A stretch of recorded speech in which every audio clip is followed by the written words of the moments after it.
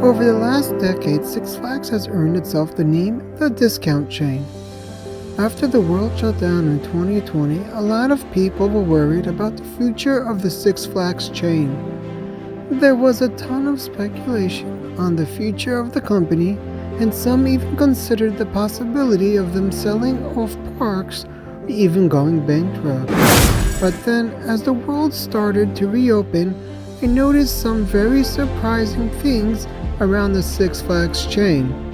It seemed as though not only they weren't going bankrupt, they were emerging stronger than before. As I started doing more research on this, I started wondering, what's going on? Join me today as I show you some shocking things that have been going on around the Six Flags chain, and answer the question, is Six Flags redefining their image?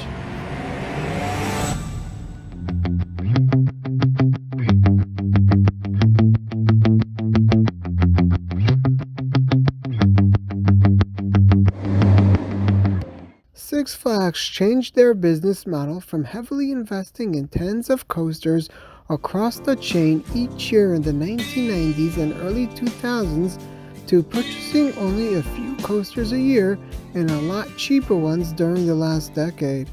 I mean, yeah, they purchased a free spin, another free spin, another free spin, and another. And yeah, you get the point. They also decided to RMC this wooden coaster, and that wooden coaster, and another woody, and oh hey, a free spin, and an RMC ground up, and another woody, and let's just clone some raptors and then build ice cream. Well yeah, Six Flags built a lot of the same type of cheap coaster models over the last decade. Until now, I looked at this as a bad thing, like Six Flags was cheap, but now I realize how wrong I was. Six Flags may have been adding the same type of coasters to every park, but they weren't just any coaster. You see, Six Flags saw the opportunity to give each park an amazing ride for a very low price tag. Yeah, RMCing everything may have been a little excessive, but really it's not. Why shouldn't Six Flags RMC all their old woodies and give every major park another stand-out attraction while paying a fraction of the cost as a regular coaster? And for the parks without a woody to RMC, like the Greats, why not give one a ground-up hybrid and the other a Raptor? Oh, and of course Six Flags' favorite child deserves 2 RMCs. Haha, I'm looking at you, Fiesta. So, fine, I explained why RMCs everywhere are good. But what about the free spins and all those clone flat rides like the Pendulum and Sky Screamers? Well, those were good too, and let me explain why. Think about this. Amusement parks are supposed to be well-rounded and have different things to experience. When S&S came out with the free spins, Six Flags felt it was a unique enough experience that deserved to be in every park, and for its cheap low price, it was definitely worth it. The same with the Sky Screamers and Pendulum, and a bunch of other coasters. Six Flags spent the last decade after emerging from bankruptcy, filling their parks up with cheap standard coasters that offer unique experiences. Kind of like the B&M Invert, just for a fraction of the price. This helped Six Flags get back on their feet and round out each of their parks a bit more. Then came 2020. After everything shut down, Six Flags realized now is the time to make a comeback. After the cheap additions of the last decade, everything would change. Keep in mind this is just my opinion, but I think Fiesta Texas's dive coaster is a game changer, and I have a separate video on that. But just to recap, Fiesta Texas getting a dive coaster means Six Flags is once again willing to work with B&M. Honestly, I think this is a mix of the new CEO and what I mentioned earlier, but this is great news.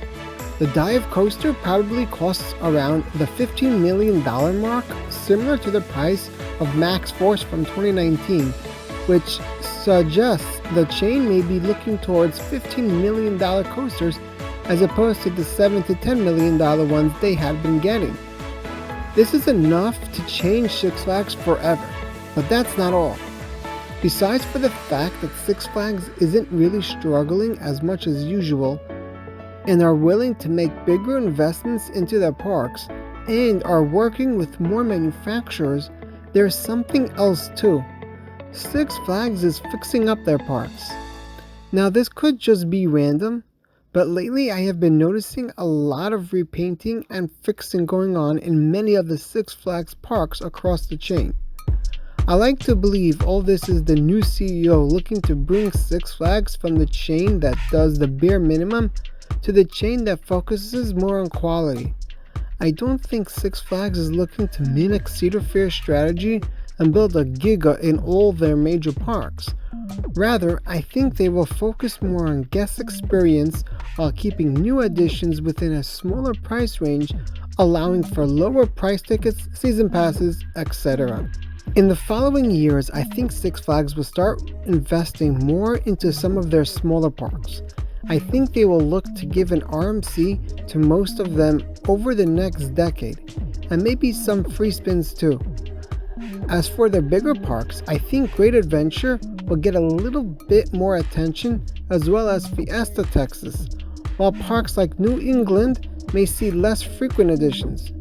I also think Magic Mountain and Great America will slow down a little with their coasters, and maybe get bigger additions more like every 4 years as opposed to the current rate of 2 to 3 years.